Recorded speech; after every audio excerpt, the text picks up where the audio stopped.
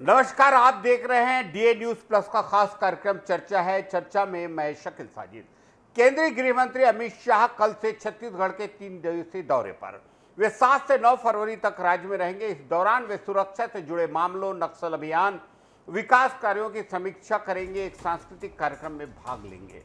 निर्धारित कार्यक्रम के अनुसार अमित शाह 7 फरवरी की शाम करीब 7 बजे रायपुर आएंगे। एयरपोर्ट से वे सीधे अपने प्रवास स्थल जाएंगे। उसी रात करीब 8 बजे उनकी राज्य के वरिष्ठ प्रशासनिक और पुलिस अधिकारियों के साथ अहम बैठक होगी। इस बैठक में प्रदेश की कानून व्यवस्था, सुरक्षा से जुड़ी चुनौतियों और केंद्र व राज्य सरकार के बीच समन्वय को लेकर चर्चा। इसके अलावा राज्य में चल रहे सुरक्षा अभियानों की स्थिति पर बात। 8 फरवरी को अमित शाह नक्सल मुद्दे को लेकर एक उच्च स्तरीय समीक्षा बैठक करेंगे। इस बैठक में केंद्र और राज्य सरकार के वरिष्ठ अधिकारी, पुलिस महानिदेशक, सीआरपीएफ, बीएसएफ, आईटीबीपी सहित अन्य केंद्रीय सुरक्षा बलों के अधिकारी शामिल होंगे। बैठक में नक्सल प्रभावित इलाकों में चल रहे अभियानों, सुरक्षा बलों की रणनीति, खुफिया जानकारी और विकास कार्यों की प्रगति की समीक्षा होगी। साथ ही नक्सलवाद के खिलाफ आगे की रणनीति पर चर्चा। गृह मंत्री राज्य सरकार के साथ विकास योजनाओं और केंद्र सरकार की योजनाओं की प्रगति पर बात करेंगे। माना जा रहा है कि बस्तर सहित नक्सल प्रभावित इलाकों में सड़क, संचार, शिक्षा और स्वास्थ्य सुविधाओं को बेहतर बनाने पर जोर होगा। 9 फरवरी को अमित शाह बस्तर संभाग मुख्यालय जगदलपुर जाएंगे, जहां वे बस्तर पंडुब महोत्सव के समापन समारोह में मुख्य अतिथि के रूप में शामिल होंगे। ये कार्यक्रम बस्तर की जनजातीय संस्कृति, परंपरा और लोक कला को दर्शाता है। कार्यक्रम में शामिल होने के बाद अमित शाह जगदलपुर से ही दिल्ली के लिए रवाना हो जाएंगे। उनका ये दौरा छत्तीसगढ़ के लिए सुरक्षा और विकास दोनों के लिहाज से काफी अहम है। छत्तीसगढ़ शासन ने डीएसपी कल्पना वर्मा को सस्पेंड कर दिया है। रायपुर के कारोबारी दीपक टंडन की शिकायत के बाद ये कार्रवाई। कारोबारी ने आरोप लगाया कि डीएसपी ने उन्हें प्यार के जाल में फंसाकर करीब 2.5 करोड़ रुपए ऐंठे और नक्सल ऑपरेशन से जुड़ी जानकारी भी लीक की। शिकायत की प्राथमिक जांच के बाद सरकार ने मामले को गंभीर मानते हुए निलंबन किया। निलंबन अवधि के दौरान डीएसपी कल्पना वर्मा का पुलिस मुख्यालय होगा। इस दौरान उन्हें नियम के अनुसार जीवन निर्वाह भत्ता मिलेगा। इस मामले की जांच रिपोर्ट 2 हफ्ते पहले गृह विभाग को सौंपी गई। एएसपी कीर्तन राठौर के नेतृत्व में बनी टीम ने करीब 30 दिन में जांच पूरी की।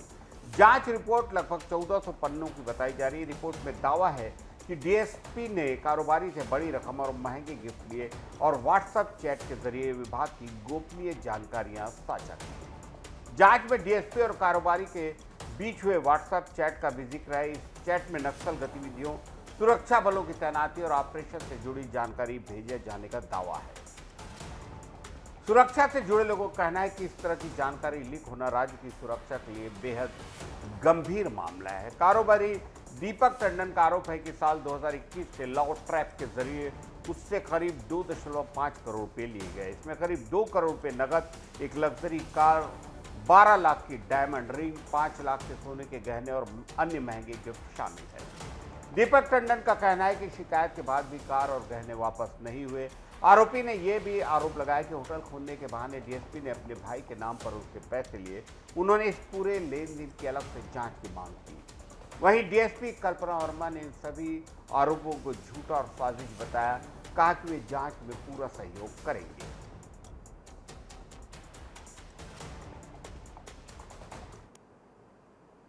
एक और खतरनाक खबर। एम्स रायपुर में एक फर्जी डॉक्टर और एक युवती एप्रेन पहुंचकर अस्पताल में घूमते हुए पकड़े गए। दोनों मरीजों को इलाज के नाम पर भ्रमित कर रहे थे। यह मामला 4 फरवरी को सामने आया, जब फर्जी डॉक्टर फ्लीबियोटोमी एरिया में घूम रहा था और कुछ सुरक्षा कर्मियों ने उस पर संदेह करके पूछताछ की।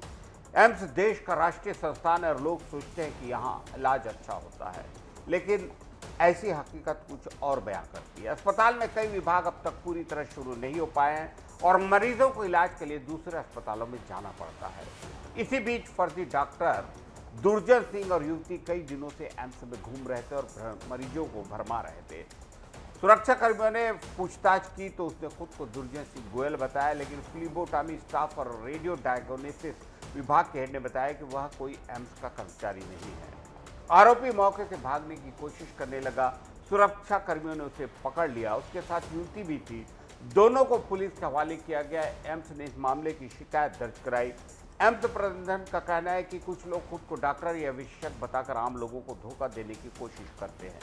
एम्स में रोज बड़ी संख्या में मरीज आते हैं और इसका फायदा उठाने वाले लोगों की गतिविधियों की कड़ी निंदा की जाती है। एम्स रायपुर के CEO lieutenant general Ashok Jindal ने आम लोगों से अपील की किसी भी संदिग्ध व्यक्ति की पहचान जांचे, धोखाधड़ी करने वालों के खिलाफ कानूनी कार्रवाई होगी और अस्पताल में सुरक्षा मजबूत करने के निर्देश दिए हैं। एम्स प्रबंधन की शिकायत पर दुर्जन सिंह और युवती के खिलाफ एफआईआर दर्ज है। पूछताछ के बाद दोनों को छोड़ा गया, लेकिन पूरे मामले ने कई गंभीर सवाल खड़े कर दिए। साल 2025 के पहले 3 महीनों में भारतीय फिल्म इंडस्ट्री ने बॉक्स ऑफिस पर धमाल कर दिया। सिनेमा घरों में फिल्मों को करीब 4 करोड़ दर्शक मिले। टिकट की औसत कीमत 300 रुपए के करीब, लेकिन महंगे टिकट के बावजूद दर्शकों की संख्या कम नहीं। ये इंडस्ट्री के लिए एक पॉजिटिव साइन माना जा रहा है। जनवरी से मार्च तक कुल बॉक्स ऑफिस कलेक्शन 13,395 करोड़ रुपए दर्ज किया जाएगा, ऐसा मामला है। पिछले साल की इसी अवधि की तुलना में ये ज्यादा है। अभी मार्च आया नहीं है।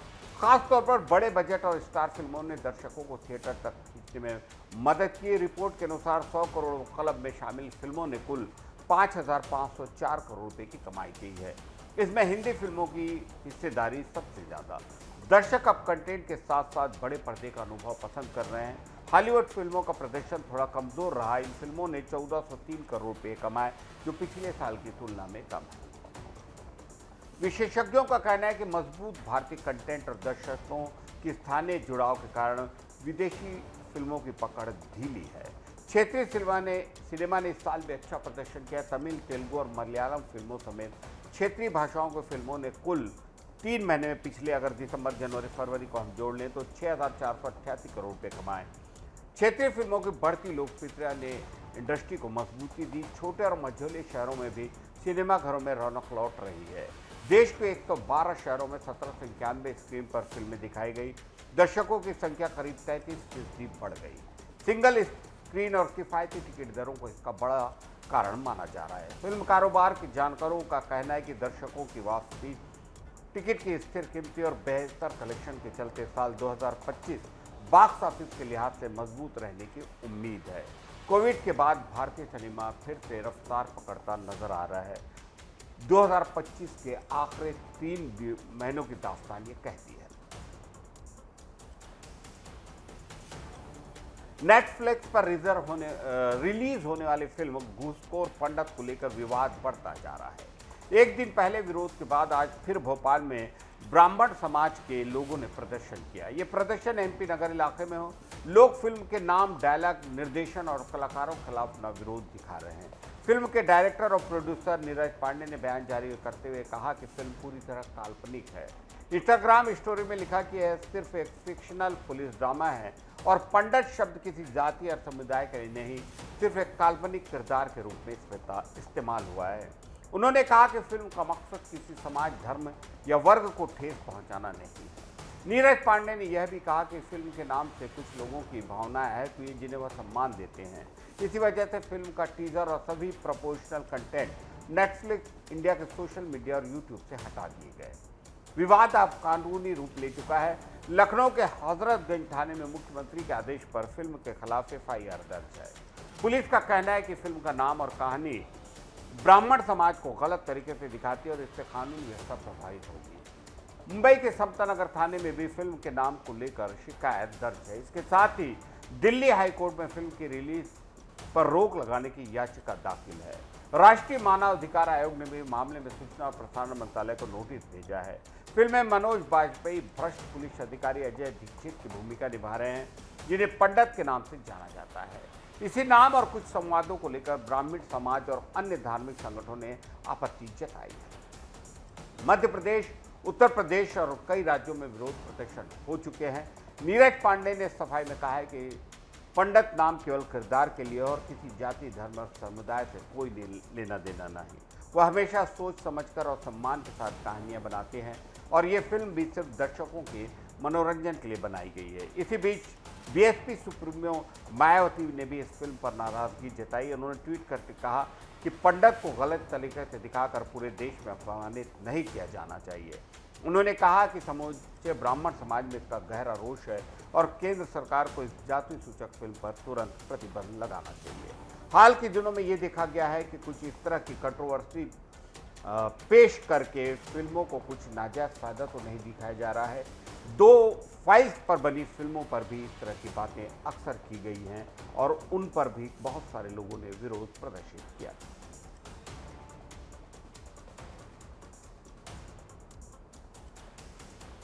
आज की चर्चा में इतना ही। मैं शकील साजिद आपसे इजाजत लेता हूं। नमस्कार।